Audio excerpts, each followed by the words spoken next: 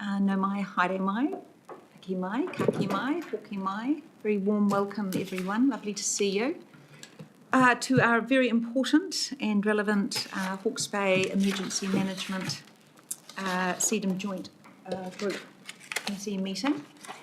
Really lovely to see you all here. I look forward to hearing your thoughts today. Ho mai o whakaaro, your thoughts, your ideas, your questions. Warm welcome to staff, to our independent members, NEMA, our Shane Briggs, our GM of CDEM, Hawke's Bay CDEM. Welcome to other staff and to some of our alternates here as well. Welcome Mark Fowler. Welcome online to anyone watching live or at a future date. Baden Barber, can I ask you please to open us with karakia? Kia ora tātou, i tā tātou rei kaupapa i tēnei rā. E mihi ana kia tātou, kei ngā koromatua, kei ngā mayors, Sophie, tēnā koe te hea wahine. Nā koe. Tēnei te arahi nei, tēnei kaupapa, o ngā take ohorere, ngā take aitua, no reira, e mihi ana kia tātou. Hoi maku te karakia, kia pai e tā tātou nei hui. He honore, he korore ki tātua, he maunga rongo ki te whenua, he whakaaro pai ki ngā tangata katoa. E tātua ka rawa tēnei mātou e mihi atu nei ki a koe, kua tatu mai nei ki tēnei o ngā kaupapa nui, mo tēnei te matawa Māui. Nō rei whakauhia mai tō wairua tapu ki wangi nui a mātou, kia tutuki pai a mātou e nei kaupapa, kei mui a tātou i tēnei rā. Hei pāinga mo te hapori whānui huri no. Nō rei mana ki tia mai a mātou, me te hunga noho nei ki te matawa Māui, hoa ngā pehitanga o te wā, te nui o te utu o te penihini, me e rā take ngā pakanga ki tā wahi e rā take katoa. Nō rei tēnei mātou mihi atu nei kia koe, te whakatūwhera i tēnei hui, i rungi tingo tapu ui karaiti tō mātou kai whakaora. Āmene. Āmene. Isn't that karakia? I mentioned some of the rise in oil prices there, whānau. We might have to talk about that as part of the agenda, because, you know, from an iwi point of view, I'm hearing some of the pains, and no doubt you are too, and you know, this would maybe be the best forum in terms of timeliness to have a kōrero. So anyway, kia ora Sophie, oti rā ngā mayors, huri noa, Benita tēnā koe hei kanohi mai nei Craig, oti rā tēnā tātou katoa, kia ora. Kia ora, thank you. Bit of housekeeping. We are being live streamed, everybody. It comes up on YouTube to be watched later, so make sure your hair's looking good. In an earthquake, drop, cover and hold. If it's long and strong, please wait until the shaking subsides. We exit the building at these exits and we head up the hill that way, please. If the emergency alarm goes off, we are going to evacuate either through here or the main exit out to the grass on this side of the building. There are toilets down the hallway here to the right. Can I call, please, for any apologies? I'll note Piri Munro from Tato Tato, also noting Mayor Craig's and welcoming no mai haere mai, Deputy Mayor of Wairoa, Benita Cairns. Thank you. Are there any other apologies? No, I'm happy to move those from the chair. Do I have a seconder? Thank you, Mayor Will. All those in favour, please say aye. Aye.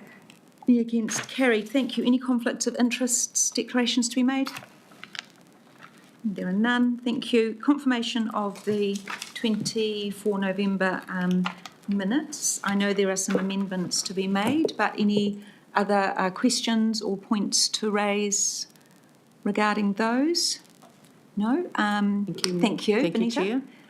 Just note that I was in attendance in the meeting as well on that date. And there may be an amendment also to the public excluded, but will that occur later on? Later. Yeah. And also for a concern that was raised by Mayor Craig in regards to Wairoa District Council had opposed the organisational structure and not agreed to its adoption. So it's just some noting of that conversation taking place in November. Thank you. Did you get that, Bex, or would you like Yep, that I've read got that. again? Can you read that back to us, please? Note that Benita Cairns was in attendance. Amendment to the public excluded, and note a concern raised by Mayor Craig had opposed the organisational structure. Had not agreed to its adoption. And had not agreed to its adoption. Thank you. Is someone happy to second the... Oh, yeah, have a second that. Are you happy? Were you here? Yeah, I think I was. Yes, he was Works, there. so you're, great, okay. So that's, you're happy that that's a true reflection Yep. of, great, Yep. thank you, happy to second that. Yes, you have more amendments? Yeah, well, yeah, I raised the issue about how myself and then it was Leon at that time? Yes. Yeah. You know, we're still invited members without a voting right on this committee.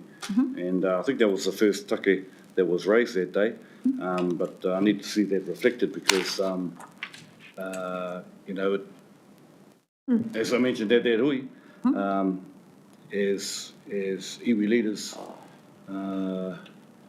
we feel that we should have a voting right at this table. And, you know, I still reiterate that kaupapa. And I know that, you know, there were amendments to the Act coming through. I don't know where that's landed, but we need to be given the mana, I guess, to support the issues that this table faces, but also as that goes down to the keg and further down, we need to see our iwi hapu and Māori community aspirations reflected with people on those committees. So, Kia ora. yeah, that's what I had to say, and I didn't see it in the minutes. Is this sufficient? You don't think this is sufficient? The committee acknowledged concerns raised by mana whenua representatives regarding advisory non-voting status and noted legislative constraints, continued advocacy through submissions on the emergency management bill. Are you happy with that? Yeah, as that a full... sounds pretty good. Thank you. Okay, so that is there. It's just, it looked like it was in the decision items, but it is within the minutes there. Chair, is it appropriate to raise any matters arising from yes, the unconfirmed minutes? So I just want to further support and ask that has there been any further consideration to enhance the position of mana whenua representation since that item was raised in November? Yes. I'm happy to speak to that, but I can also ask Shane to comment. You will have seen our submission to the emergency management bill from this joint committee, and Shane and I presented to the select committee on that, where we spoke to that as a leading priority for us, and we know that a number of other councils and agencies have done the same, and we noted specifically the request for iwi Māori to be within the KEG working groups and to have specialised groups and roles, but still denied voting rights within the governance table. So we have advocated there both in a written and at the select committee state. Did you want to add anything, Shane, or have any further feedback? I think that's covers it. Covers it. And Chief Executive, did you? No, I think that's covered it well. Covered it well. I do know that there's been questions raised within government around the financial and legislative responsibility of members of this committee, and that iwi Māori becoming voting members would assume some of those responsibilities as well.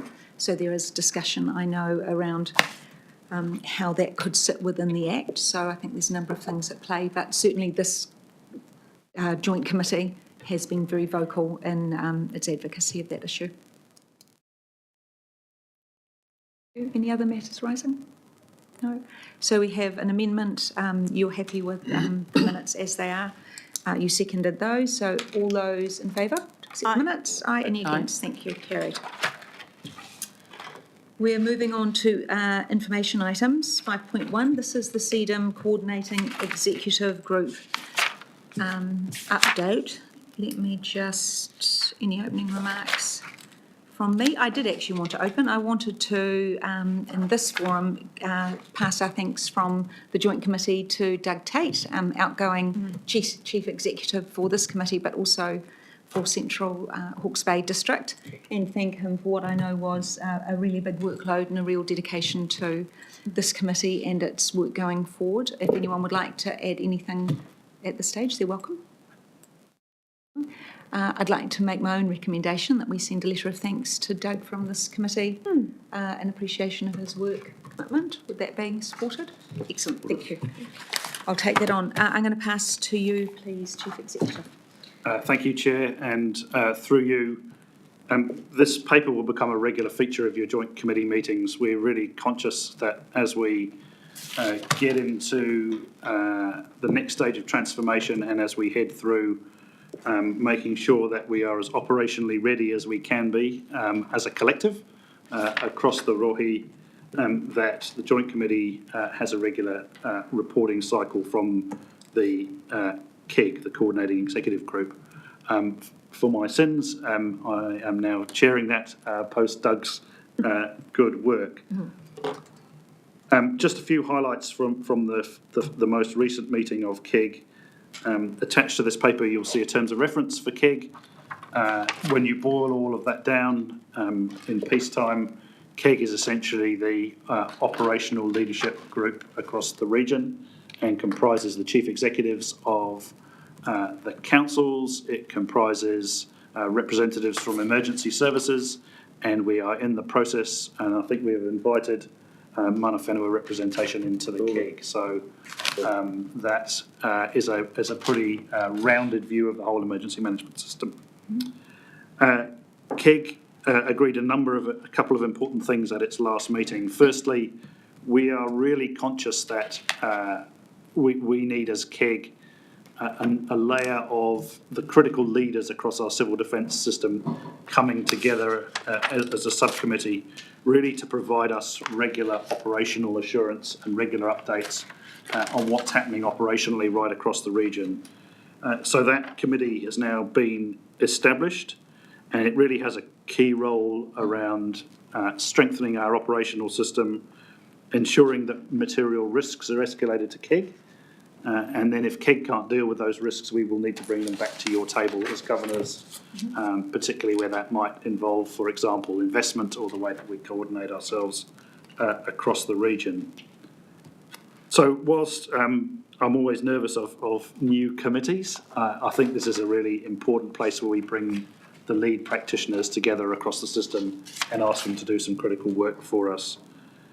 Without it, I think we end up with chief executives full of good intentions, but very little time to operationalise work. So that was one of the key decisions that KEG took. A second one, we are very conscious that this committee is looking for ongoing assurance about the capability of the region to respond to events. As we head through implementation of the transformation strategy, a critical part of that assurance role lies with the Emergency Management Office. But while we're in the establishment phase for that, we want to make sure we have had some independent assurance around operational readiness. And for that independent assurance to work right across the system, so to look at the preparedness of all of those who are the key operators, territorial authorities and the regional council and the Emergency Management Office. It's very deliberately focused on operational readiness because we can do all the strategising we like in the background, but the rubber really hits the road when we have an event and have to respond. I think KEG is still thinking about it, but we would see real value in an independent assurance look at a regular time over the next few years. So it might be every year, it might be every 2 years, to complement the work that the team does internally, so that you and as a governance group and we as a coordinating executive group are really clear where we've got gaps that we can improve and where we have got things that we're doing well and we can celebrate. So that was probably the other really significant decision taken. The terms of reference for that were adopted. They're draft in your paper, but that's simply because it reflects what went to the KEG. And we are just in the point, Shane tells me, of negotiating the fee with the external provider and looking to get that work done and underway and provided by June this year. So a really important, I think, piece of assurance both for the KEG and hopefully for you as a committee. And we'll bring the results of that forward to you with any recommendations on operational improvements that need to occur as a result. Thank you. Just a bit of background. We talked at our last committee meeting, being 4 new members to this committee, understanding the transformation strategy and the operational implementation, and how we were to understand that the implementation was going to deliver on the requirements to become more able, better prepared and more able to act. So one of the big pieces of work, this is what Doug put together before he left, that I asked for, was to understand where all the assurance pieces would sit within the system. It's not fully implemented yet. We know that from the papers coming, still roles to be filled, so there's still quite a lot of engine power to be developed within it. But this is the piece that starts to give us assurance that we're seeing true operational readiness from our TAs, from our group and for regional council functions. So there's actually quite a lot in here, including the terms of reference. While the Chief Executive says that they've been adopted, I have already said to him that there may be some amendments or some additions that you've come up with that are important to you, and I think there's so much in here. Very happy to have a number of questions from people and to take a little bit of time on it. So don't worry, you're only going to get one question. Yeah, we might just do a few round robins if we get to that. Mayor Wendy. I think, first of all, just starting with the leadership subcommittee, if that's all right, I just want to ask a few questions to make sure I'm fully understanding. I think the concern for me is just making sure that the delivery pace matches the risk we're all carrying as a region. So I'm just looking for a bit of an understanding, I think, around who's establishing the group. It wasn't entirely clear to me in the paper. Could I just ask that question as the starting point, and then I'll dig in a bit further? Being established by KEG as a subcommittee of KEG. Okay, so it's the whole of KEG is responsible for that? Yep. Okay, great. I just wanted to make sure I was clear on that. And I think the next thing that I'm interested to understand is, do we have confidence that it'll be able to deliver on the desired outcome? I guess what I'm conscious of is I understand the intent behind doing it, and I absolutely support the 6-weekly period that it's operating to, which I think addresses one of my concerns, which is I felt like it was too far between meetings to have a really good grasp on things. So I think that's excellent. But I guess I'm just looking for assurance that it's going to fulfil the other objectives, essentially. Yes, I think we've deliberately looked to keep it at the level of group managers and senior enough staff that they have got visibility right across the work that the council is doing. So in my case, I'd asked my responsible GM to be there, and I think that's largely the case working across all of your councils. So in some ways, it's bridging the gap between, I think, CEs who dip in and out and have 4 KEG meetings a year, and recognising that we needed enough visibility in the piece of implementation over the next few months. So that's kind of how we've tried to balance it. If it doesn't work, we'll tweak it and change it and make sure it does, because I think we've also been concerned about the pace of reporting. If I may, through you, Chair. Yes. I think the other thing I'm interested to understand is whether or not there's scope for even just informally keeping the members of this group up to date as it progresses, because again, I'm so conscious that we meet what feels like really rarely, although I do understand we don't want to create arduous reporting systems either. So that would be something that I'd really like to see in there, just so we can track that it's sort of progressing as we hope. Because certainly if it does, it will plug a big assurance gap for me anyway. Really happy to do that, and maybe if it's of any use, we might look for a couple of dates between your regular meetings for maybe myself as the chair of KEG, Shane, and perhaps somebody who's not one of us two from this group, just to do maybe a half an hour on Teams update. Great. If that works. Yep, no, that would be excellent. I do have another question, which is around the operational readiness assessment, but if you would like to hold that. Yeah, let's come back to that. I just want to endorse your comments, and I had the same comments and had mentioned it to the Chief Executive, and I think that in between could be perfect. I mean, maybe the membership, just for thinking, could be you and Shane, but also perhaps one of the, someone from the leadership subcommittee if appropriate. Particularly if an issue's arisen at a particular TA during that time or a particular issue. So, yeah, totally agree with that. Right, I will come back to you, Mayor Wendy. Questions? I was You're just gonna going wait? to jump to that. Okay. John, did you want to make any comments? I don't know if you've seen a style like this type of the aura, as we're calling it, operational readiness, and some of your views on how No, you're not seeing really. that I mean, land? I think it's a bold step, probably one of the first around the countryside, I suspect, although Right. my knowledge might be a bit dated now. There's a little bit about how you define readiness. I'm doing the Hastings Council's equivalent, response and, what am I called? Capacity as well as response, so capability, capacity and readiness is the theme. And I'm assuming that it's wrapped up in the same sort of language. Okay.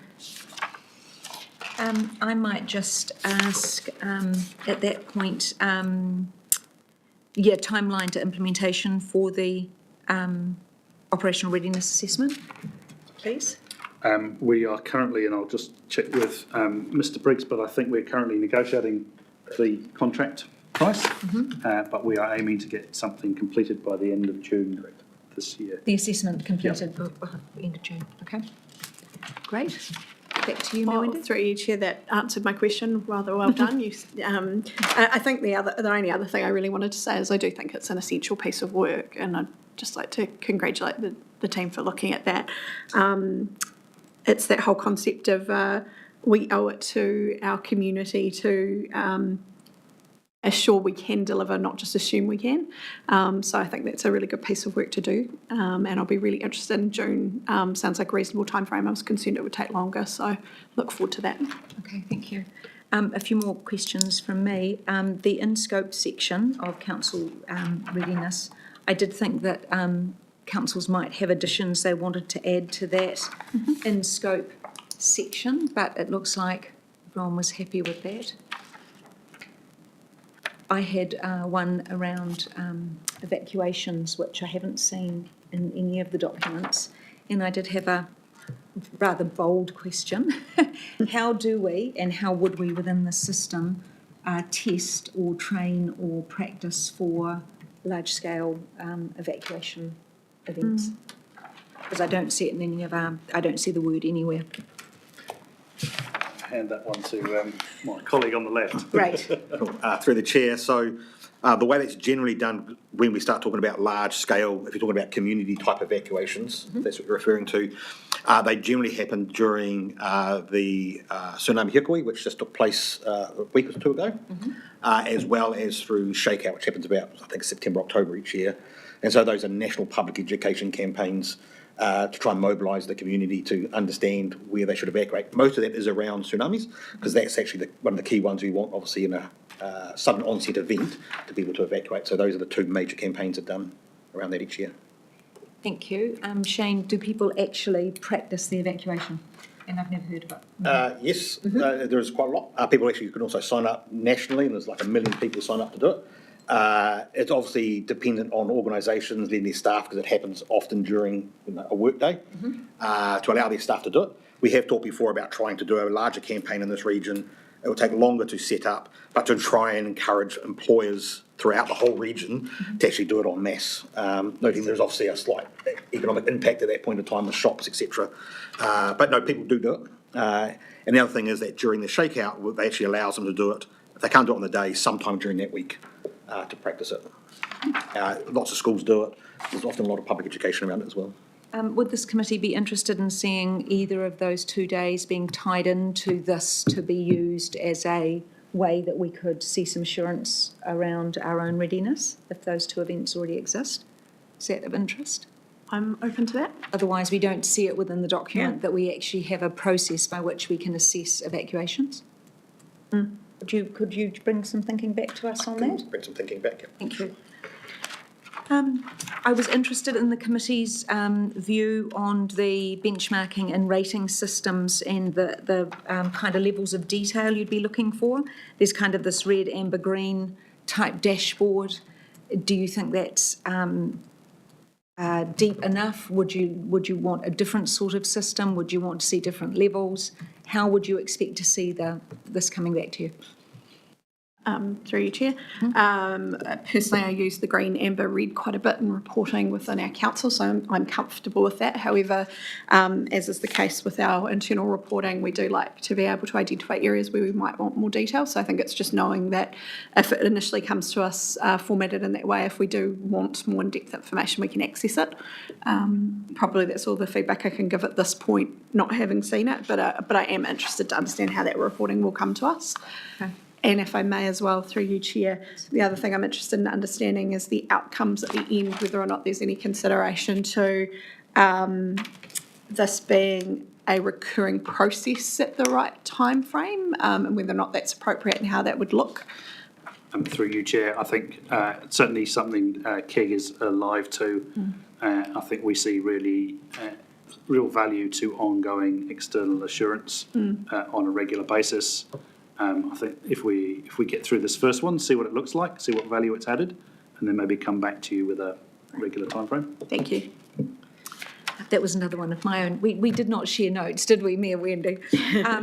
I did wonder if perhaps something like a rolling review, so you might end up with this initial one, and then every 6 months you might pick up one council or the regional council or the group for the independent piece that would sit alongside the internal assurance. Could be a way that we'd be kind of doubling down on that.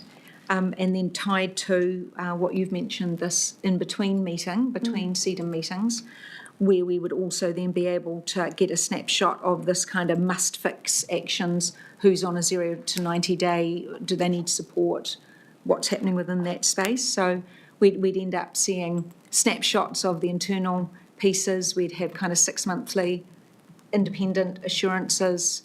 That I could see that could start to give us quite a different picture of where the region was sitting.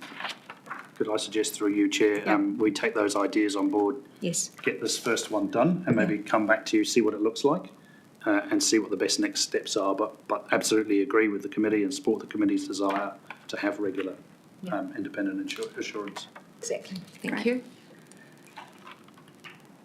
All good. Covered a lot of it. Okay. Roll reviews. No, I have another question. Are we? Okay, I'll keep going. 25, information management, use of output. Specifically, the aura assessments will be they're for operational assurance. Obviously, they're not, and for system improvement. They're not for any type of punitive or sort of system, but they'll be classified in that we won't see back at this committee Hastings District Council, blah, blah, blah, and they've dropped the ball here. It won't quite work like that. But I would expect in these meetings that we have in between, if there were any red flags that individual councils were having, that we would see those as a committee. And is that what you would be expecting? I'm checking that out. I would support that. I think understanding readiness across the region is really critical. And how we can support Exactly. within the group. That would be Yep. my view of it. So I was interested in others' views. Just in lifetime too, as opposed to waiting. Good, yeah. Yeah. Absolutely. Yes, is it general? Okay, again, it's something to take away to, we don't know quite how it will look, but if you've got a feeling of what we're looking for, yeah, I think that could help you design it. Just on that information management, we iwi and Tai Whenua have information on where our people are, our marae and things like that. I don't know how well that works within the council information systems, but that's when Gabriel hit. We overlaid our own, where our enrolled population were living, so we could make sure that, we support and welfare was coordinated and making sure that it was touching our people as well. But just wanted to... Yeah, you raise a really good point. Will the mana whenua iwi Māori coordination role that we're going to see within KEG, will we see some type of similar assurance or intel coming through this process, do you think, in any way? Or do you think that will come through individual councils? Yeah, I'd suggest that the critical piece of intel is the relationship that the local council has with its local hapu, iwi, mana whenua, tai whenua. And there's an early go at that in one of these papers, but it's a very early piece. But I think that's the place that should come. I think we would be cautious about having assurance pieces on external parties. Yes. But that local relationship is absolutely critical and proved to be the case in the cyclone and will in future events. So we are moving, I think, over the next year. You will see this reporting begin to be less about what the group office does and more about what we all collectively do to feed the system. That's KEG's aim, and I know that's Shane's aim, and we're just in that development, really. Yes. Actually, I see in scope for council level readiness 11.8, coordination with emergency services, marae, partner agency and community hub. So it probably does get picked up Yeah. in that space. Yeah. And Chair, wasn't that the whole point of the transformation and the strategy to build this from the ground up? So start at our communities and, all come back to and end up at the group office. Yes, okay. Can I just make comments Please. through the chair in regards to that? I think, however, what needs to be considered in that respect is how the limited capacity of community to respond in emergencies that go on for duration. That was definitely evident in our community, that there was an expectation that their voluntary capacity was endless, which is not. So I think somewhere in this readiness stuff, that probably needs to be thought about. Yep, no, useful comment. Thank you. Thank you. Okay, no further questions, no further comments. We're just receiving and noting the KEG update information item. Happy to move. Thank you, Mayor Wendy. Happy to second. Mayor Will, thank you. All those, no other comments from you to speak to that? No? Yes? Oh, just look, it's been new on the committee. It's hard to compare going backwards, but certainly a lot of the assurance work in that piece is reassuring to know, and it's going to be exciting to get the first feedback back to see where we are placed and what level are we at now and how do we do better. Looks very promising. Yes, I agree, and I was really pleased with the papers. I asked a lot in terms of what could we strip down and what could we understand, so I think it's a really good start. I think you're absolutely right. The first independent review will give us a snapshot of things we probably don't expect to find, and that will help probably inform the document. Kia ora. Okay, all those in favour, please say aye. Aye. Any against? That's carried. Thank you. Item 5.2, Hawke's Bay Emergency Management Office update. No opening comments from me. Any from you? No. Straight to Shane. Thank you, Shane. Thank you, Chair. So a few things just to note. Firstly, that the update on the transformation strategy is a separate item now. So historically, that has been sort of morphed into the Emergency Management Office update. As per Nick's comment, the ability for us to separate that out because the transformation strategy is of the whole region, not just the office. So a slight split there, and noting that occasionally there might be some overlap. So I'm going to skip over the subcommittee and the operational readiness assessments. I think they've already had an update on that to date. There's been comment about the amount of training that we've done, which has been obviously an area of success for us. Where we're really moving into, though, is an ongoing program of exercising. So that's just in the early stages at the moment, as we've now got the full capacity now to deliver that. And then we have also established a multi-agency exercise planning team that comes from across councils and emergency services. So we have an holistic approach to it, not just the group office building exercising for the whole region. And that will vary, at this point, still focusing very much on councils and emergency services and the interaction between them. Over time, that will grow to community exercising, governance exercising, private sector and so on. But we've got to build it as we go and sort of do it in a way that will be drive success. The group plan, just to draw your attention to that, the group plan is a significant piece of work that we'll be undertaking over the next 18 months. This requires us to consult with partners. They will have input into that across the board spectrum. And we're looking, all going well, and if the Joint Committee is supportive of it, because ultimately you will sign off the group plan, which is the statutory plan that lasts for 5 years, that sets out all the arrangements and the direction of travel. So we'll see that the transformation strategy ultimately will inform that group plan. What I'm hoping to do is to look at a 10-year kind of horizon rather than the 5-year. So what are we looking at? Maybe the 10 or 15 years as the direction of travel, but within that would be a 5-year statutory plan. So that's something we'll be keen to explore and bring back to yourselves as we progress through that process, so that we have a better horizon and long-term stability with our direction. So you can expect information to come to you, and maybe even as we get various sections completed, for your initial thoughts before they'll go out to any public consultation.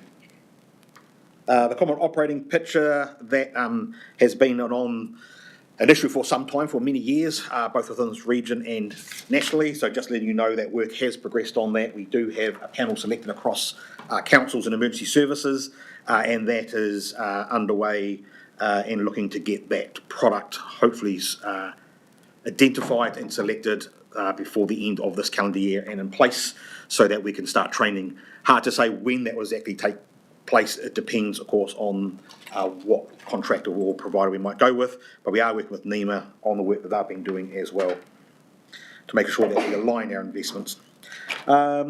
Just on the staffing, obviously we haven't progressed as far as we would have loved to have. It's about getting the right applicants for the right role for the future. So we do have the 10 of the 16 roles. The ones that are really outstanding at the moment, but are all at market. The key ones are really around the assurance. So you'll see a lot of this assurance stuff being picked up by that person and leading it across the whole regional system. Also the Māori partnership, so we can do that meaningfully and deeply, as well as around the planning space. So obviously the group plan, but a number of other plans across the region. As well as a resilience. So the resilience role is not about doing community engagement, it's about thinking how do we build resilience across different types of communities in a long-term sustainable way. And all of that will then feed into exercising, training, planning, etc. We would expect to see all those roles. They're in the market now. Some will close in the next couple of weeks, some are a little bit longer. Unless we find suitable applicants, we'll close it early. But we would probably see, I guess, in April or May, we'll be in the position of making offers, which means time we get to the next meeting in June, we should have those people either started or about to start. Once we've done that, when we should have, we'll have basically what you said is the engine room to actually make this stuff happen at a faster pace. Happy, though, to take any questions. Thank you. You're speaking Mayor Wendy's language at pace. Can I just ask, at the beginning of your comments, you talked about the working with emergency services. This was point in the operational readiness assessment. Exercising. Sorry, in the exercising 16. And who are the emergency services that you're working with who are part of that, the exercising, and are they satisfied with progress? Are they happy with the way that this is rolling out?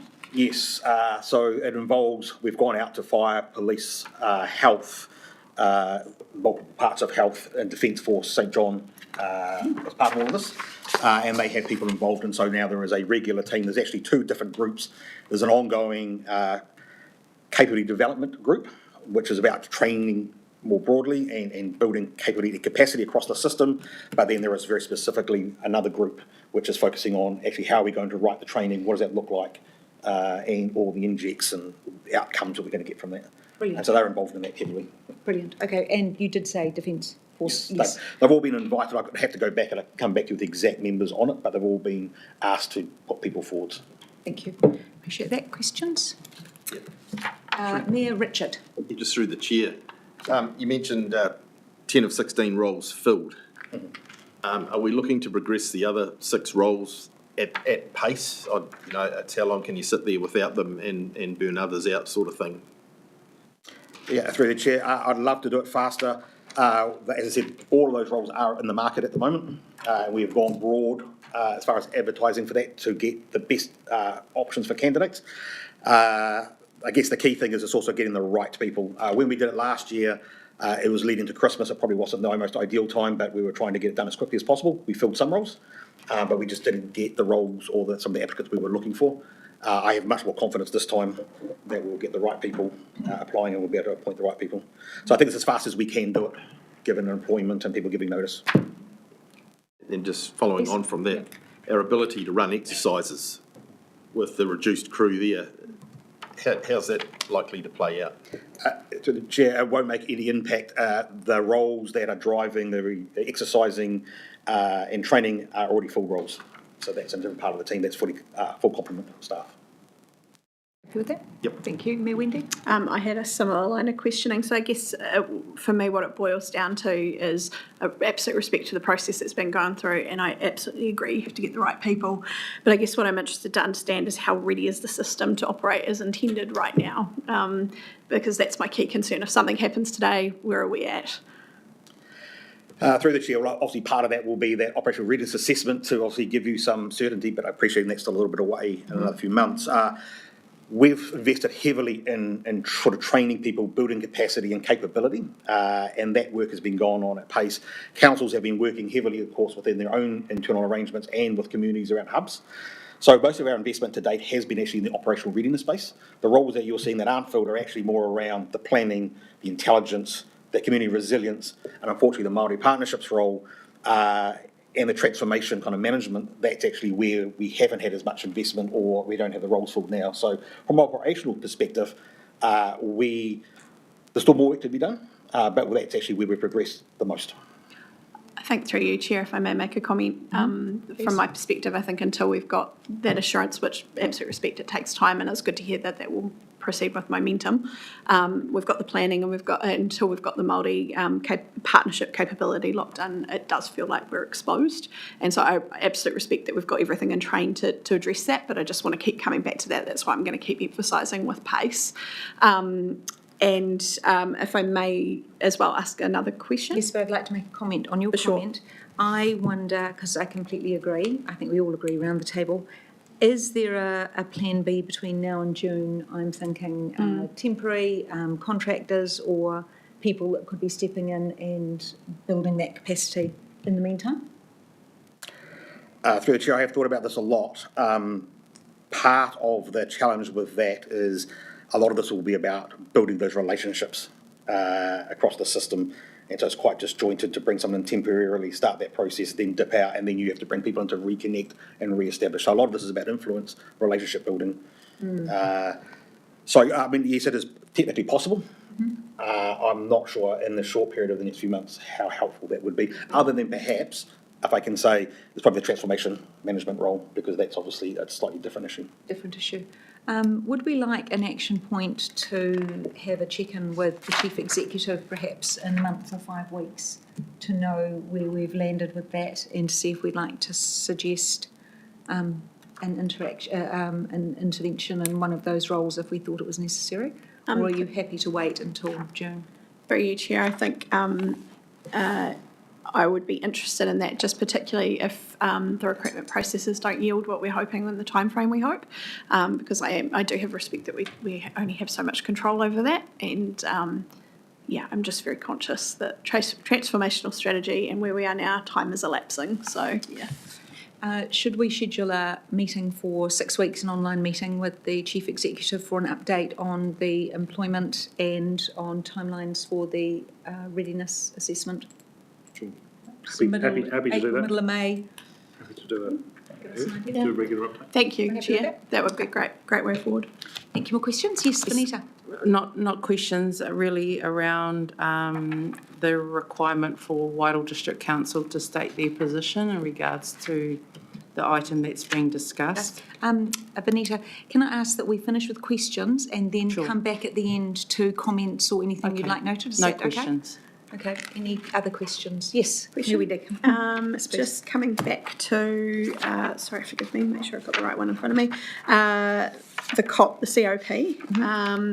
I'm just at the common operating picture. I'm just really interested to understand, when did we get the wheels rolling on that? So we've got a sense of, because I respect you don't know when it's going to be completed, but when have we started this process? Through the chair, so we have appointed a panel to select the product and do the procurement process. We have a meeting on, I think it might be the 30th next week, Tuesday, with NEMA, their project lead for the national COP that they're building, to make sure that when we do our user requirements that we're not duplicating effort that they might already be delivering, and understand where the gaps might remain and where they're at with their investment. So both of those things are already underway. Meetings are set up. We've got a panel sorted. We've also met already with police, just with Dean Clifford, who's leaving, just to get his thoughts before he left. And we have a project team that is starting the work on user requirements. So we'll schedule interviews with various agencies about what the user requirements are.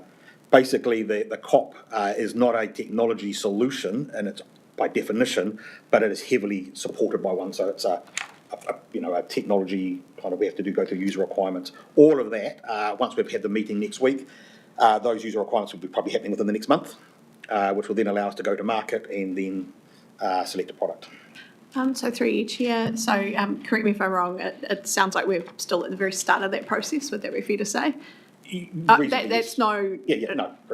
I'm just trying to gauge. So it might be quite good, Chair, if we could get a bit of an update on how that progresses as well, because that process could take quite a bit of time, or it could progress with pace. So I'll be interested to see. Okay, so we'll add that to our update. Through you, Chair, there's a live conversation with government as well as the Minister and others look at investing in common operating platforms. Great. As to how far down the cascade from the bunker in Wellington to the Group Emergency Management Office to individual AOCs and councils, that common operating platform might go. So there's a little bit of coordination there to make sure we're doing it the same way, but also a look to see if there's any pūtea to support the process. For sure. Thank you. Thank you. Mayor Wendy, the changes to the emergency management bill, they're obviously going to need to fit into our aura, to the COP, etc. So we're alive to all of those as we discover what they might be. Yeah. Okay, thank you. Question, thank you. Mayor Will? Thank you, Chair. Just some clarity around the building. Do we have to be out by July 26, or are you suggesting you'll have to take up the offer of the 2+2? Through the chair, I guess that's still an ongoing conversation, but yes, there's been an offer for us to take a 2+2. The conversations are more around how we share that building, because even if we, with that offer taken up, there's still a requirement to share both, at least operationally, and potentially also in a business as usual space. So we're just working through what some of those options and how does that work for both parties. Okay. Just I wanted to be sure everyone was clear on the financials and noting these external costs. So of all the CDEM rate coming in, that 160's gone out. That's the 640. So 160 to each council for their own controller. So that's why you're seeing that come out of that larger budget. Everyone's understanding of that, aren't they? Yes. Okay. And through you, Chair, if I can just say, again, reiterate support for the fact that that's split evenly across all the councils, because I think that's a good outcome rather than being based on population. I agree. Thank you. We will come to comments, but we are going to, do we need to move this paper? No, we're just noting and receiving the paper. Do I have a mover for that? Yes, thank you, Mayor Richard. And seconded Mayor Wendy. Comments from you before I go to general comments? Either of you? No. Benita, Ms. Cairns. Thank you. Thank you. Comments? So I just really need to, and ask if this be noted in the minutes too, that the view of the Wairoa Council in regards to the current structure, that it is our view that it doesn't align with the transformational strategy, and that it bears a strong resemblance to the previous model that failed and does not adequately address the issues raised in the Mike Bush report.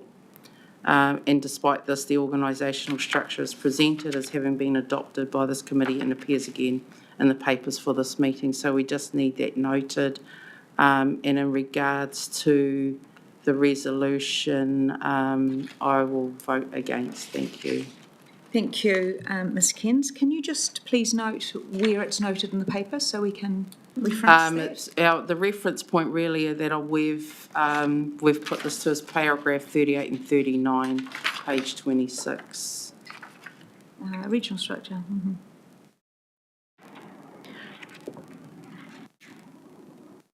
Okay, did you want to make a specific comment against that? I don't see the adoption of the operational piece there. I just want to make sure it's absolutely clear. The reason why I bring up that comment here is because that's really the only reference point that we can see where it relates to our position. Thank you. Thank you for your comments. I'll just make a note that I don't see here that there was an adoption of the operational plan. So I want Ms Kens, I want our notes to be really clear for Sure. Wairoa. So you're making the point that you don't support the adoption of the operational plan, but that is not referenced in the paper. Okay, take out the word adoption. We don't we don't believe that the current structure aligns with the transformational strategy. Perfect. Yep. Thank you. You happy with that? Point of order, just for clarification, so very happy for Wairoa to note what they're noting, obviously, within the minutes, but just wonder if through you, Chair, Wairoa would consider still voting for the recommendations as we're just receiving and noting, we're not actually making any decisions. Yeah. The reason why I'm voting against it is because, and I know it is just an adoption and a receiving, is that's the only point in this document that we can raise our objection to the current structure in regards to the transformation strategy. Thank you. Would you like the note for the minute read Yes, back to you? please. Yes, thank you. The view of the Wairoa Council in the current structure does not align with the transformational strategy. And it bears a strong resemblance to the previous model that failed. May I make a suggested amendment instead that might address this? You may. Let's just let Bex get that Yes. one. Then we'll have one to compare it to. Yep.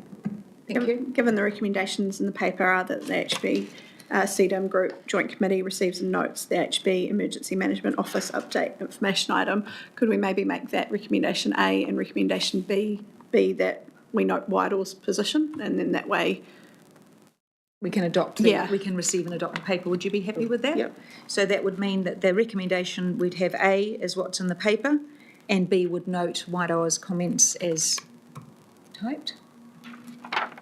Okay. Right, would you like to read the full minute back once you've done that? Do you have any comments on that, Chief Executive? Any structural issues with that? No. Okay. Maybe Bex. Yep. Do you want me to read back what I've already read? Yes, with the addition. The note as well Ms. as... Hens, Yep, okay. So the view of the Wairoa Council in the current structure does not align with the transformational strategy, and it bears a strong resemblance to the previous model that failed. And, sorry. Resolution that the HB CDEM Group Joint Committee, 1, receives and notes the HB Emergency Management Office update information item, and 2, Wairoa's comments as typed. notes Wairoa's. Notes Wairoa's Comments comments. as typed. Ms. Kens, are you happy with that? I think that sounds like what we... I just want it noted, our position in regards to the transformational strategy and the current structure alignment. Yeah. Okay. Are the mover and the seconder, did you second Mayor Richard? Are you happy with that? You happy with that, split into 2? Yep. Any other comments? And so does this mean you want to vote for this, or still? Well, I sort of can't, because it's sort of adopting what it says in that. It's not adopted. Sorry, receiving and noting. I just don't want to be misconstrued that we, by noting and receiving, that means we are supportive of the current structure. This paper is the Emergency Management Office update. Yes. And we're receiving and noting the information from the officer. Yes. Your objection to the strategy, which is a little bit out of scope, but okay to put here, as you say, it's where you think the best places for you to put that in. I don't think precludes you from that, but just as happy to remove it if you prefer. I'm sorry, Chair, what's happening? I apologise. Ms Cairns is worried that by voting to adopt it, even with item 2 noting her objection, that she is looking in support of the strategy. So I think we're splitting hairs probably. Okay, so the recommendation that currently sits on the table is the amended version that I discussed. Through you, Chair, I'd like to make just a further tweak then, still noting Ms Gunn's opinion there or position there, is that too, where we're talking about noting Wairoa's view, I think also I'd like to note, and someone could perhaps help me wordsmith, that's not necessarily, or that is not the view of the other councils. I do think it needs to be noted somewhere if we're noting Wairoa's view, the position of also the other councils, but I'm open for direction from the table. It's tricky because we haven't adopted transformational strategy and we have councils who are proceeding Apparently forward. wasn't adopted though. The Transformation transformational strategy was adopted. Yes. Transformation, no doubts about that whatsoever. Yep.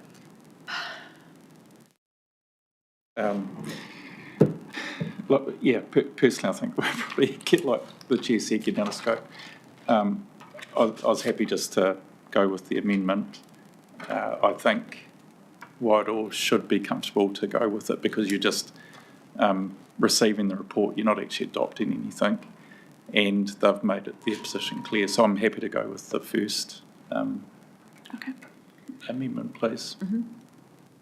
And may I just ask, add, Chair, my vote against that doesn't take away from the receiving and noting position. Okay. So you would still like to vote against the receiving it? In that case, I would like to propose back to the mover and the seconder that we remove point 2 and simply that's fine. adopt it and have the minutes there. Yeah, that's fine. I think that's better. We are not actually, as I say, it's slightly out of scope for this paper anyway, but I respect, I'm giving you the space, Wairoa, to have your views noted there, but I think at this stage we remove that completely. Are you happy with that? Both mover and seconder? Yep. Yeah. Yes? Okay. And no other comments? No. All those in favour, please say aye. Aye. Any against? Carried. We have received the report. Excellent. Group Controller update. That is you again, Shane, I think. It is, thank you, Chair. What I will do, perhaps... Oh, yes. Can I preface that? I'm sorry to interrupt you. I made note with Chief Executive this morning around the fuel update, which is critical for CDEM operations, and asked if Shane could bring some updated information on the effect of on CDEM Group Office, the associated councils. Thank you. Thank you, Chair. Sorry, Shane. Probably two things, if you're happy. Very quickly, just from the paper's perspective as written, and then we can maybe move into a few slides to talk about the fuel situation. Really, I just wanted to talk about one thing as we talk around assurance and lessons learnt and changes. What you would have seen or read in here on point 8 is that the last event there was a sort of change in our posture that we would have for previous weather events. So in this case, you saw or can read here that we actually had 5 people staffing the coordination centre overnight. A number of councils, almost all of the councils, had staff also awake overnight for that event, which is slightly different than perhaps, certainly from a regional level, the level of staffing we had for past events. And so I really just wanted to signal that because, it just goes to showing that, lessons have been learned and that things have been done differently this time. And that's kind of a change in posture that you're now seeing as a result of the lessons from Cyclone Gabrielle. Thank you. So if there's no questions, I'm happy to jump over to the other. Fuel, thanks.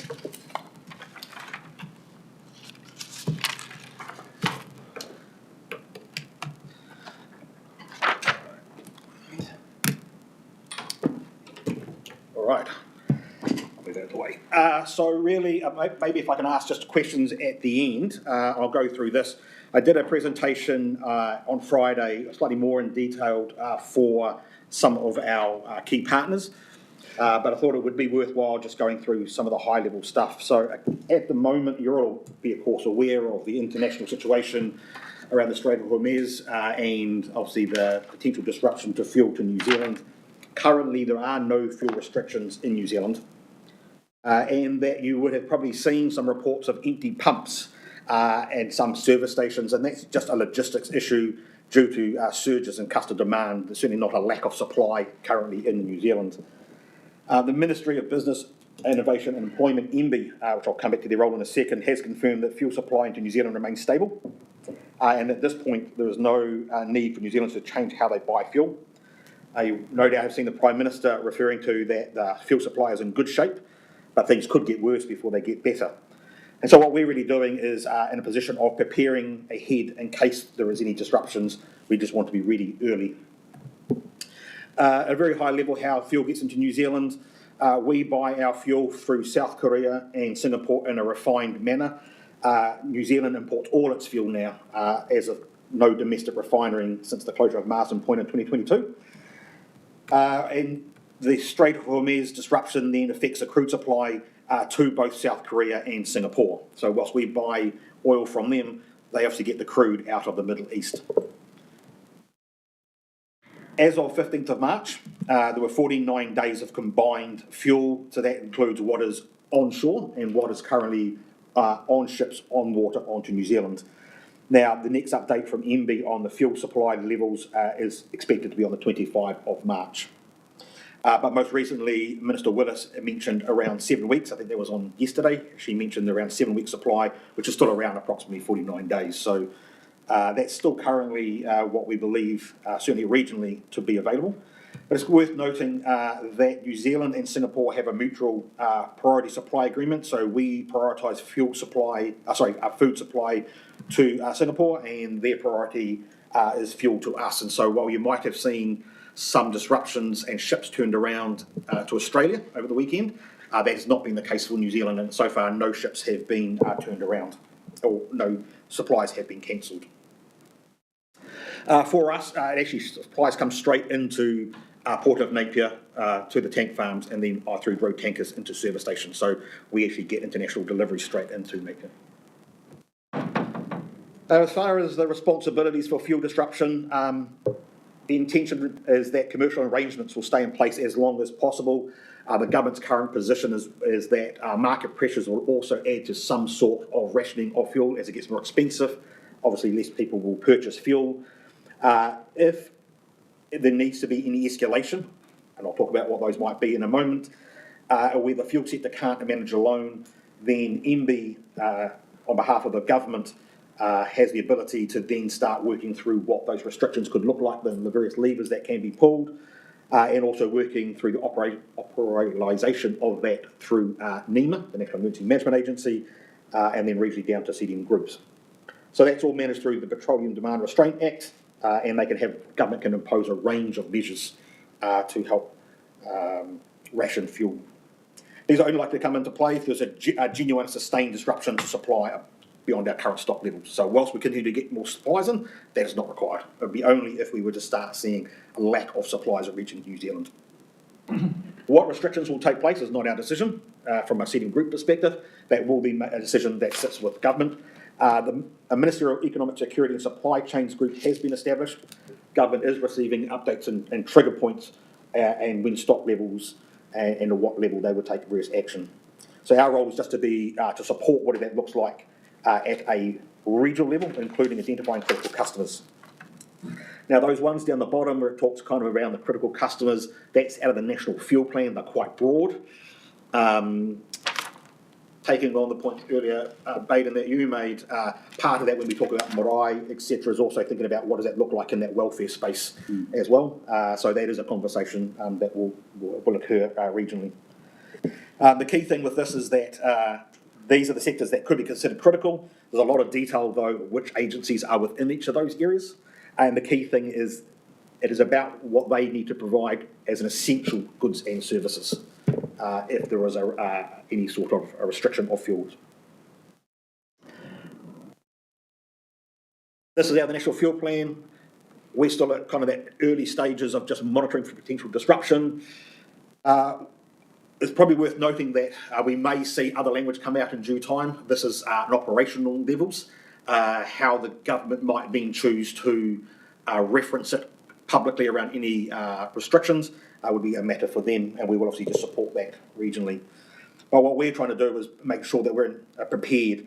So if we were to move to level 2, where critical customer prioritisation kicks in, that we're clear on who those critical customers are, what their needs are, how do we identify them, how are we going to manage fuel at the pumps. That would include security, traffic management, and working with those fuel providers. So let's kind of do this last slide here. Early stages for us, we do have a regional fuel plan. It's actually on our work program to update by the end of this year. It was, I think, just in the last update from the group office, there was a point in there from the recent studies. What we're now doing is refreshing that, looking through it, but thinking more about in detail who our stakeholders need to be, making sure we've got an up-to-date list, but also noting there is conversations happening about who we might engage with locally and regionally versus nationally. Some of our partners, of course, are national organisations, and they don't want to be getting contact from 16 different regions asking the same questions. And so there is a bit of management to go on there. But also, I'm also clear from a regional perspective that we will need to engage locally, because my view of what is critical regionally may be different from what each of your councils have who is critical locally. So we'll need to do that over the coming weeks.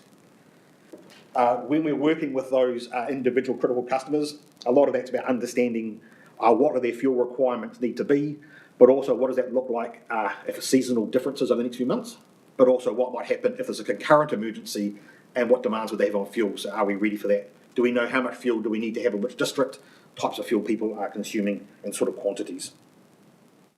And then, as already mentioned, how are we actually going to identify those people and manage that in a safe way?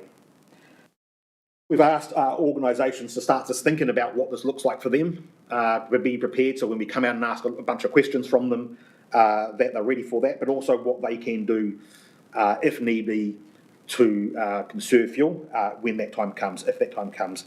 And also thinking about even things like public transport. We're already seeing an uptake in public transport. Again, is another good initiative to help with that. We are not intending to provide regular updates on the fuel system as a whole, because it's really the responsibility of NB, the government, and NEMA. But what we will do is if there's any significant changes or likely anticipated impacts for our region, then yes, I will be coming back to you with more updates out of session. But the lead for this still sits with NB and NEMA at this point in time. So that's kind of the high level, but then happy to take any questions and relate to the best I can. Also, we're also noting that Ian here for NEMA, who might be able to answer some of the national stuff if necessary. Thank you, Shane. Ian, did you want to make any comments? Shane's actually given a very good overview of the situation. I can say at the national level, we've embedded 2 staff with NB, one planning, one logistics, to obviously make sure that the contingency planning is being done, and we're over that. Also, we can get in the group's perspective of where they are and what they're doing. We're encouraging groups to do exactly what Shane's doing at the moment. Each group's looking at their fuel plan, identifying critical customers and identifying, I guess, what fuel suppliers have got and what the demand would be for those essential services if it came to that. But other than that, we'll obviously work very closely with you. Thank you. Any questions? Yes, Mayor Will. Thank you, Chair. Thanks for the update. All the focus seems to be on volume supply. The diesel prices pretty much doubled so far. I think, and ships are still on their way and we've still got normal stocks. So if something happens to the supply, God knows what's going to happen to the price. I think if it goes up much more from now, people are going to self-impose restrictions because it's just not affordable. And so I just wonder, do we need to start doing more planning around just the price of the fuel, because that's going to impact us equally, I think, if it goes much more from here. Through the chair, to be honest, that's probably not something I can comment on. That's sort of a government policy decision and how they might provide support in that case. What we need to be ready, though, if that fuel isn't available, or potentially if that price gets to a point where critical customers can no longer afford it, then perhaps that's when we can start thinking about what we can do with our plans. And I think, picking up on Mayor Will's points, keeping close to the councils to understand their constraints, either by price or volume, for some of the critical work that they're required to do within CDEM responsibility is going to be really critical, earlier probably rather than later. We've probably all got ideas already about what might be compromised for us in terms of service delivery that might be impacting on your ability to act in an emergency. Any other questions? Yep. Comments? Yes. Yeah, kia ora Shane. I thought that was a really good presentation. And, take on board all the cost impacts and cost of living for our communities. But I think, communication is going to be a key thing. I mean, people, we can't control what's happening over in Iran and that area, but we can, as community leaders, control how we inform our communities, and I think it's really going to be important. It's important for us. I'm going to put out something to our people today, but people just kind of need reassurance that we're actually thinking about this. The leadership is thinking about it. We're over it. Great. In terms of a regional response if we get to that point. But yeah. Kia ora. Yeah. Questions? Any more questions? No. Any comments from you? Just a really brief one to the committee. I think, and Mayor Will's right, we will get to the point where the price causes potentially as many welfare issues as the restriction of volume. Just that you will get lobbied really hard in those situations by sectors of the community. So we'll see what we can do to find a mechanism for at least those concerns to be fed back and through to MB, if it's via the regional office and by NEMA in the short term, because it will be, I think, pretty contentious. I think so. Cheers, Sophie. Just picking up on Will's comments as well. Is there potentially an opportunity as group leaders to just elevate this concern higher up the train now as signalling that this is something that we can foresee? We went through this situation with Cyclone Gabrielle, right, in Wairau, where all our fuel was inaccessible. So we saw what frenzy it puts communities in. And so, yeah, I think there's no harm in signalling to higher up the chain that this is a potential risk coming, and what can be put in place to try and address it. Thank you, Ms. Cairns. Shane, I'm thinking, and Ian, I'm thinking from a civil defence point of view, that escalation is already happening. It is. And again, back to my point, the local, exactly to the point, Wairau may have much lower supplies than others, which is why it's so important to talk to the councillors. But otherwise, I suspect that it's going to fall within individual pieces of work within councils, i.e. the Regional Transport Committee, for example, probably needs to be on that. I think probably we're better to take that back to our individual councils. I'm thinking exactly Regional Transport Committee in terms of public transport, in terms of movements of freight, etc. Are you seeing any other place, Nick, that this committee could have an advocacy role or a way we could write to a place that would be more relevant than what NEMA's already doing? I mean, you can write, but I think there's it's pretty high profile in government at the moment. You've got ministerial task force, I think, meeting every day on the fuel situation. So I think they're very aware of what the potential is. I think for us collectively as individual councils and entities and iwi authorities, there's opportunities for us to think about how in our own business continuity do we reduce fuel use in the short term. Yeah, and pick up Baden's points around messaging ourselves to our communities around that. Okay. Thanks, everyone. So no other questions. We're going to receive and note the group controller update. I'm happy to move from the chair. Someone happy to second that? Yes. Thank you, Ms Cairns. All those in favour, please say aye. Aye. Any against? Carry. Thank you. Group. Oh, no, we have group recovery manager update. Just ask Mr Cloud to. It's Mr McLeod. Yes. Through your chair, I've got to depart at 3 o'clock, so Okay. Thank you. apologies for my early exit. Yes, no problem. Welcome, Ross. Yes. Chair, if I might just introduce it. Please, that would be just, put on your radar, obviously, this is the last month of existence of the Regional Recovery Agency. And Ross has done an amazing job of leading that.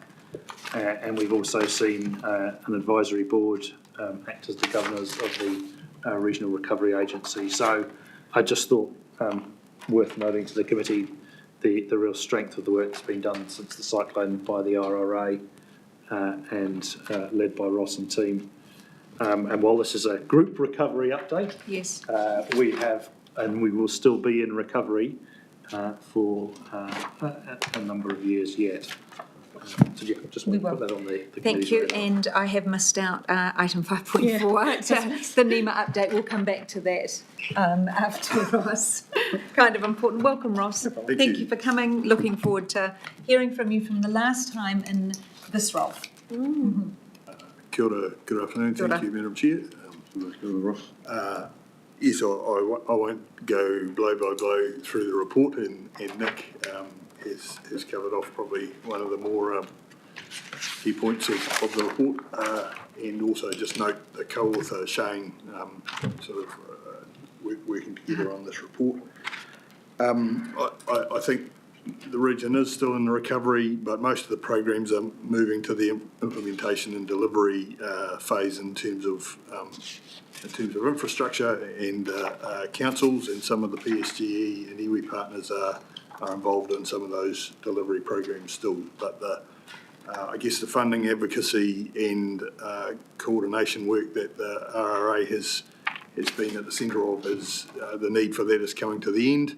There is an interim regional office function that will pick up some of those roles over the next 6 months, but that work is largely now increasingly being led by the councils and other partners in the recovery.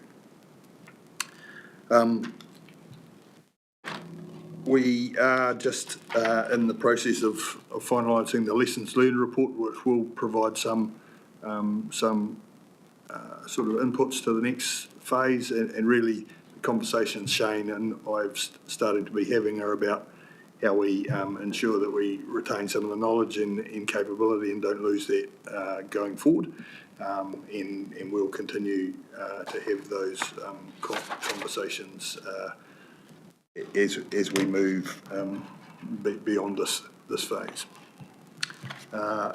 I did attach the report that we provided in November, which provides a good synopsis of the recovery work that's been done and where we're up to. I don't propose to go through that again, but that's just there for the record because it's reasonably up to date. So happy to answer any questions or just hand to Shane to see if there's any comments you wanted to make, Shane.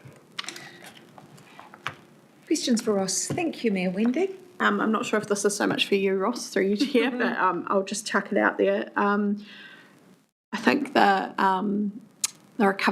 recovery capability has been really hard won, and I sort of want to acknowledge all of that. And I think the thing that I'm interested in really sort of understanding from here is whether or not we can integrate the learnings into the HB EMO, and whether or not there's the capacity to absorb that work. I think that's the thing that I'm most interested in understanding.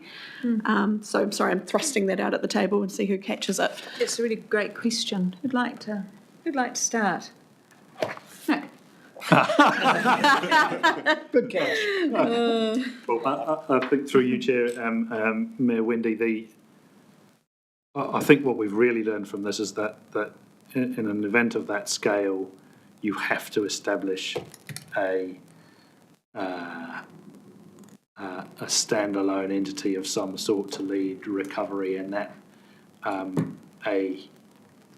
within our civil defence and emergency management system, we can do recovery when it comes to reopen a gravel road with a slip on it and restore power to site X, Y, and Z. But in an event this big, you need a lot more than that, and it's a big embracing thing. It's everything from community feedback on what they want in terms of recovery.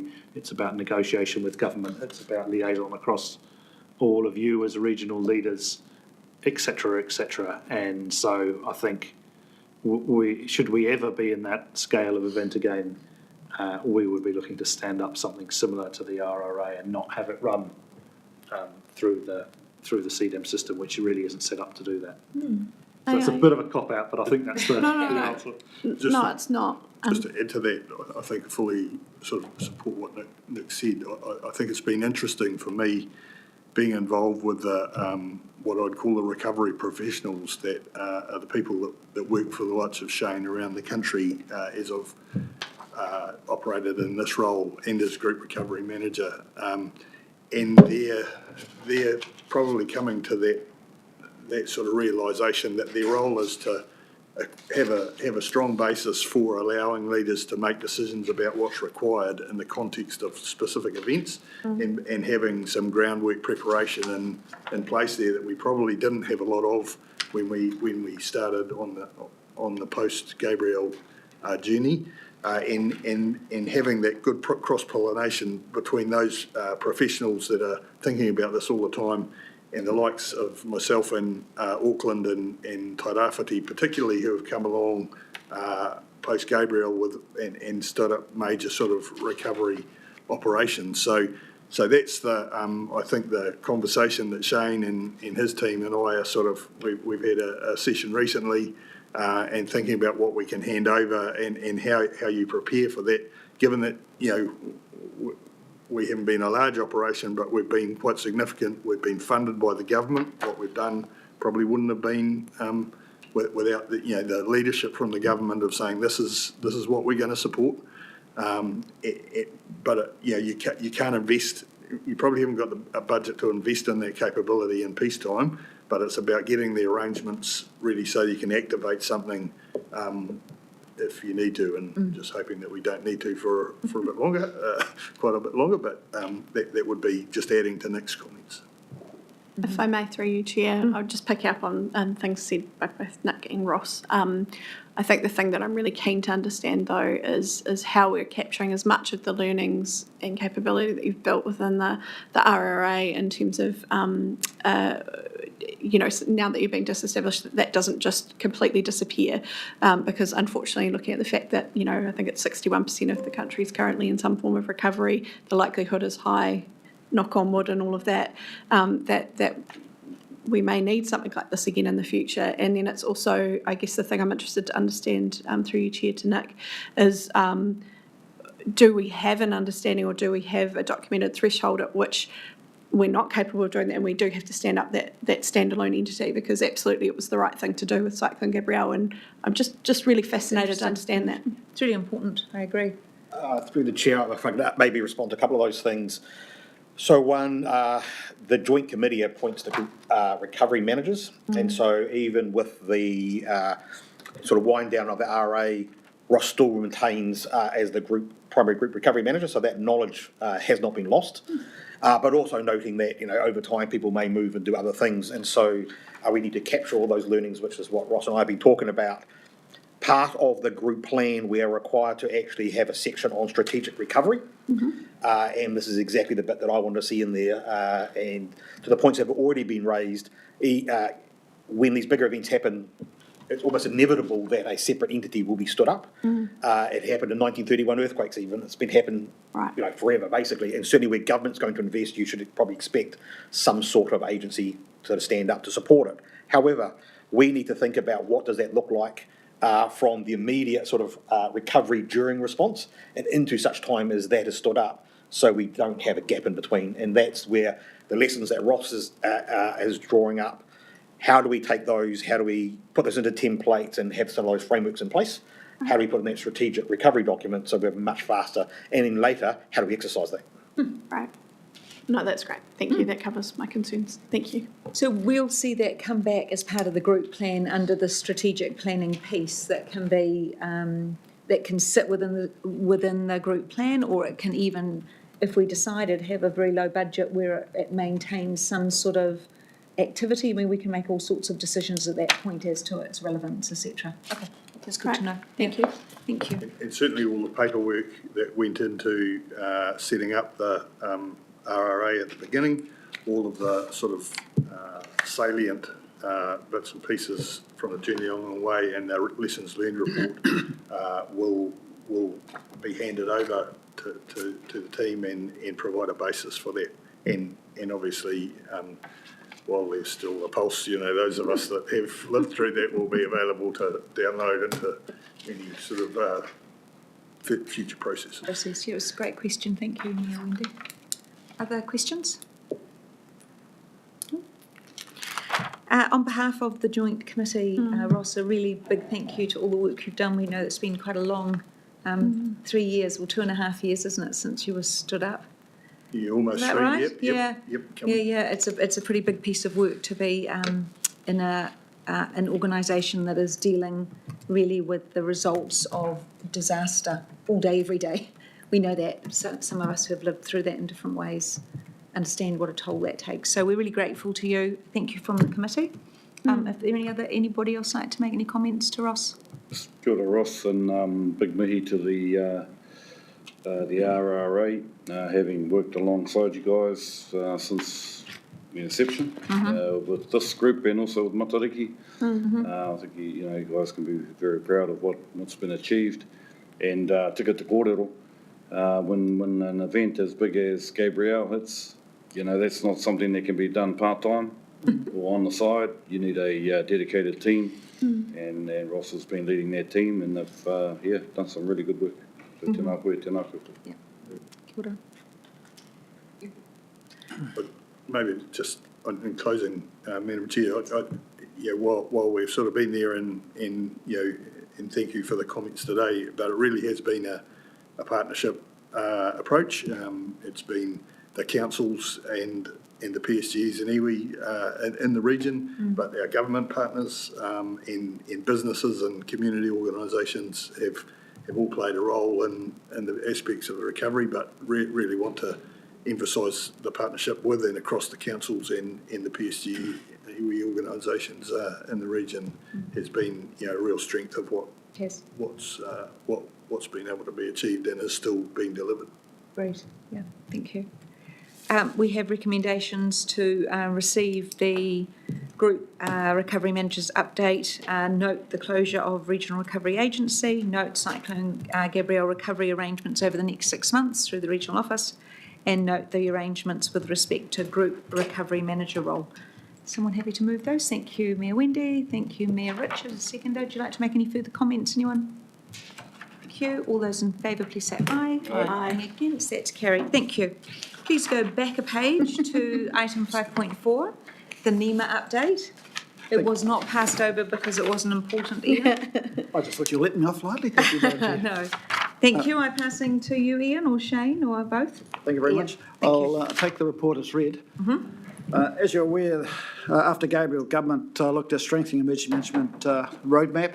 That was obviously dependent on legislation and funding.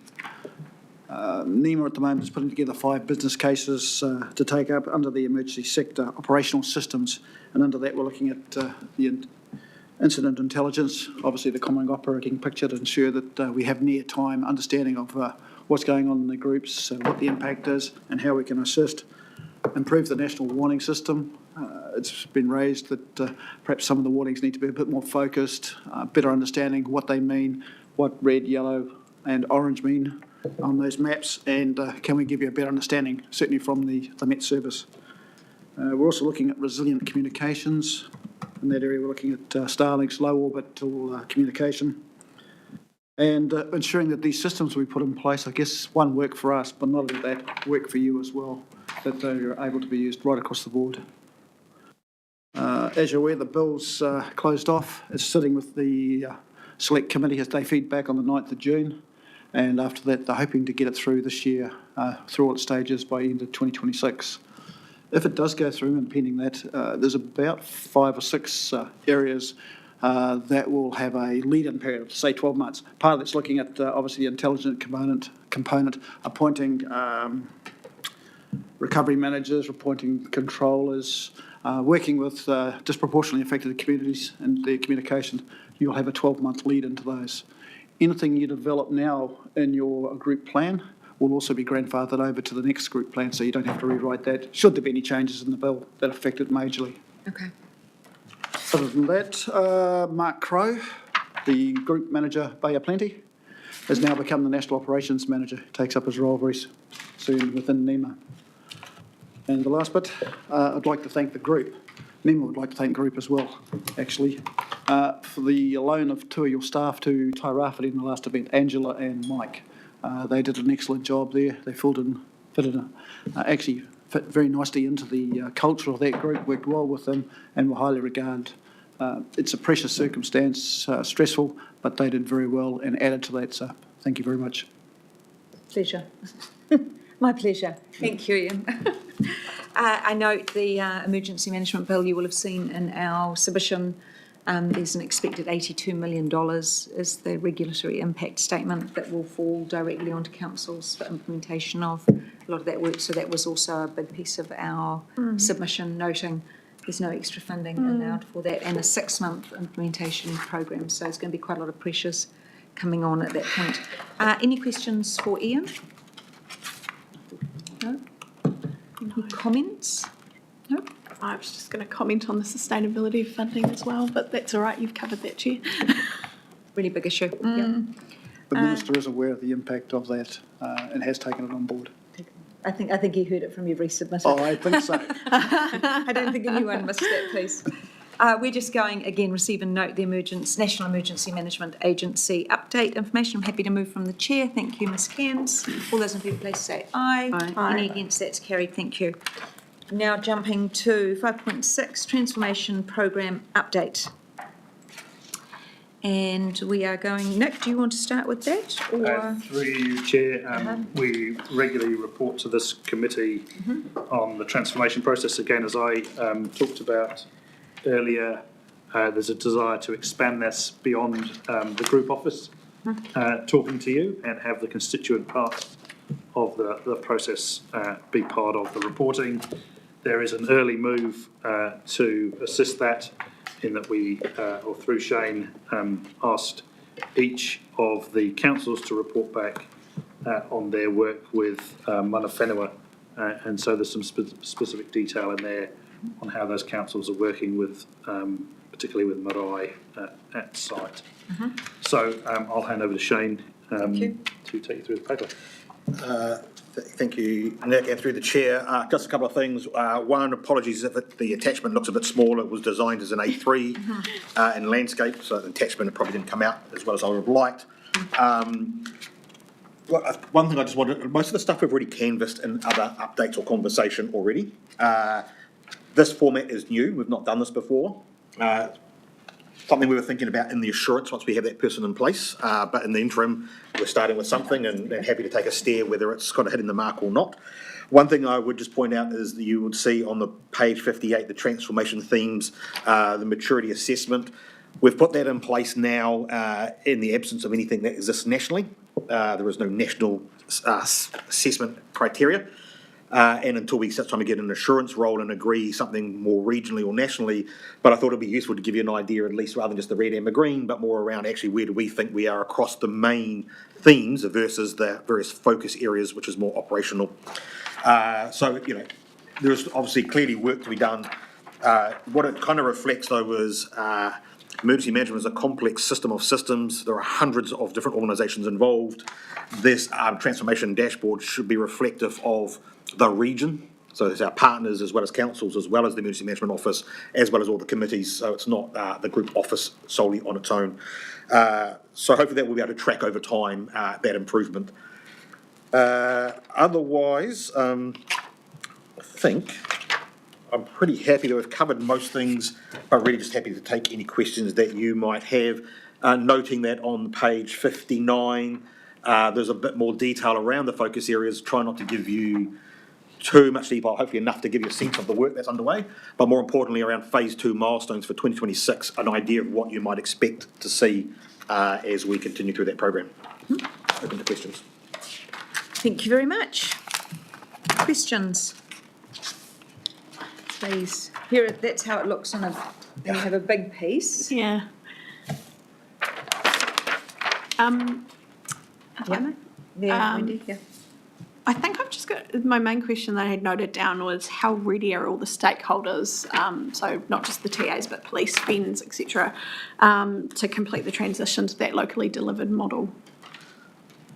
Through the chair, it's an ongoing discussion. It's something we've been discussing through the controllers forum that we hold, and we had every 6 months the controllers across the whole region get together. We invited the emergency services to the one end of last year to start that conversation. So their engagement regionally is pretty good because that's what they're used to. It's now how do we do the engagement locally? Now that varies depending on the area. So I would say for Central Hawke's Bay and Wairoa, it's probably a lot easier because of a lot more local. Slightly different from Napier and Hastings, where it might be slightly challenging because it's the same staff that have to cover a greater area. So they're definitely engaged, and during some of the exercising and planning, councils are involving the emergency services. The emergency services are wanting to be involved with them. They're just also noting they also have their own capacity issues. What we've agreed, though, from a response perspective is if it is a single district impacted, then there is no reason why the emergency services, or it could be Met Service or GNS or whoever else, cannot engage directly with that council. It makes sense to do it, keep it local. If it starts becoming across multiple boundaries, when it starts stretching those services, we will often coordinate that on behalf. And what you may have heard of us doing is those regional multi-agency teleconferences where we bring them all together. Yeah. So there's a kind of a two-part to that. How do we do it regionally and escalate, and how do we do it locally when it's just a single district issue? So I guess thinking more holistically in terms of getting ready before something goes wrong through each year is, how do we know when we're ready with all of those stakeholders? Because that's the thing I think is most concerning to me is is there a way of going, yes, this is the point at where we know everyone's ready to work together when something goes wrong? Through the chair, yes, we will work on that. I'd say right now, anecdotally, would say that they're ready to jump in and help and it's involved in that pre-work as well. But as far as to give you a metrics and say yes, that would come through the exercising and come through the Operational Readiness Assessment, ORA. Yeah. And in future, when we get that transformation person in place, we want to build a whole program around this, which gives you regular reporting and assurance across that. So it's a suite of things over time. Right now, it's early days still. Through each year, I think I'd be really interested in it.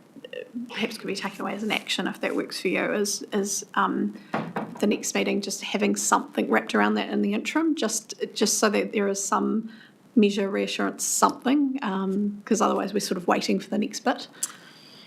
So, Wendy, I like what you're saying. If you go back to the ORA, the in-scope, so council level readiness, and we have coordination with emergency services and community hubs, local intelligence capture, which I take that to mean you're using those other pieces. So are we thinking, because I like where you're going, that an assessment under the ORA would give you a picture of how ready emergency services were at each level and integrated into the program, or are you thinking specifically at group level, or both? Look, I think the ORA will do the body of the work. Like that's certainly what I've taken out of it, and hopefully give that snapshot. But again, it's just so the ORA is probably not going to be done till June, right? So it's just trying to get an understanding of where are we sitting now. Through you, Chair, yes, if it could just help. So the existing operational relationships exist with all the emergency services. They're all in place, and the emergency services sit on KEG. I think the place that we've been working with them in particular has been how do they make sure they're both working at a regional scale but also locally? And that's the key. Yeah, that's the key for them. And when you look at all the agencies have got different boundaries, different chains of command. But if the balloon went up tomorrow, we have established operational working relationships right across the system. Okay. But there is more we can do to make it better. So through you, Chair, I think they don't not exist. That's what I'm looking for, and the ORA may well plug the gap, but that's what I'm looking for, is that understanding of at that local but also regional level. Are we confident that when the worst happens, everyone knows where to go to and has got the established communication channels? And I suppose that leads to the question, if the aura applies to group alongside district or district councils or city councils, that changeover place between where those relationships exist with your local council and what's happening on the ground to that transfer over to the group relationships, because they'll be quite different. So I do think that's right. We probably want to see a piece that shows how that, for example, they're all in Wendy's backyard digging out or doing something, and suddenly we go regional. Are those same responders within FENS or whoever still going to be required at that group level in the same way? That's the, yeah, okay.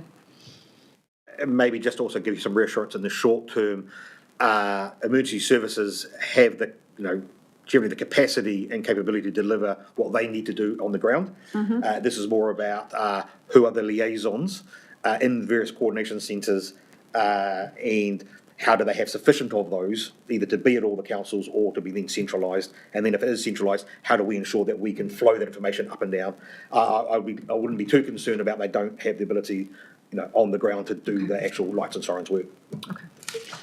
It would be good to see that a little bit more visible through transformation strategy and through the aura, I think, as to how we're keeping those lanes clear. Yeah? Okay. Some more? No, questions that's me, from you? thank you. No. I have a few questions. I just wanted to acknowledge the training, actually, the foundational training to the amount of people, so just acknowledging that. I wanted to bring up again, which I did at the last meeting, in the transformation strategy, warning systems were an urgent to be in place and working at the end of last year, and things hadn't progressed as you expected because of budget constraints. But I'm not sure that this committee has a really clear picture of how the emergency alert systems work and how many there are or aren't and when they're activated. Am I correct? And I think they're probably, for me, for my community, and I know what happened in Esk, it's the absolute highest priority. So I did ask Chief Executive to explain that there are some right down at regional council level, and then maybe pass to Shane to where they go and if they're all working. I'll do a tag team with Mr. Briggs here. So civil defence emergency management text alerts are run through the National Emergency Management Alert System. And that is when you might get a thing to say, water's rising, you need to evacuate, or tsunami on the way, go to higher ground. That can be targeted to local areas in terms of how it's delivered, and the ability to do that is via the group controller. I've got that right? Yes. Good. And before you go on, so clarification, That system that is works. through the group, whether it's a local or a regional event. That's correct. And it's working and active and could be activated right now if a tsunami was coming for this coastline. That's correct, and just maybe clarification on that, if it was a tsunami right now, it actually gets issued automatically by NEMA, noting that we're impacted. So it's an automatic system they do. If it is, however, let's say it's around flooding or other issues that we wanted to do, then yes, we can issue them. We have templates for a whole range of things. We have a number of people trained, ready to go. We have ability to do it via satellite communications, power, everything else offline. We can do it off the grid. And issue those pretty quickly. The one we did in June last year for Wairua, for evacuations, it was about 6 minutes. Okay. Completely operational. Yep. Brilliant. Thank you. Back to you, Chief Executive. So then there has been a look, I think several years ago, at whether the regional council, specifically around flood flows and heights, has text type chain systems, not to say to people to evacuate, but just to say the river is rising, etc. That hasn't been used in this region before, but I understand there's a look at doing that now. There's some pros and cons about how it overlaps with the emergency alert system, and how you maintain those systems. there's some that work quite well. There's a couple in Manawatu, Wanganui, on very specific rivers that work quite well. In other places, they've founded on trying to keep up to date trees and data and information. So I think as part of the work on trigger levels in ESC, which we are collaborating with Hastings District Council on, there is a look at a text alert system specifically for ESC about river levels. That will not be operational for in the near future. But if we need an emergency alert, we would go to one and issue it. Thank you. Does that And help? yes, it helps a lot. And we will be discussing our river alert levels back at HBRC, which is part of our civil defence responsibility. So I wanted to make sure everyone understood how those all work. Were there any questions on the alert levels? No? Okay. Any other questions on this paper? Thank you for all your updates on Māori Partnerships update. Wairoa, I don't think you did do an update. Would you like to do a verbal one, Benita, or no, not at this Not stage? at this stage, no, Okay. thank you. Thank you. I just had a question around the timeline for vacancies, but we've dealt with that in other papers, so no other questions from me. No other points? Okay. We are going to receive and note the update item. Someone happy to move that? Thank you, Mayor Wendy. Thank you, Mayor Weld. It's a seconder. All those in favour, please say aye. Aye. Any against? That's carried. Thank you. We are going to move into public excluded. This is around the protecting privacy of people. Happy to move from the chair. Were there any questions about why we're moving into public excluded? Yep, happy to second, Mayor Weld. Thank you. All those in favour, please say aye. Aye. Any against? That's carried. Thank you. We'll just take a couple of minutes. It'll take us a few minutes.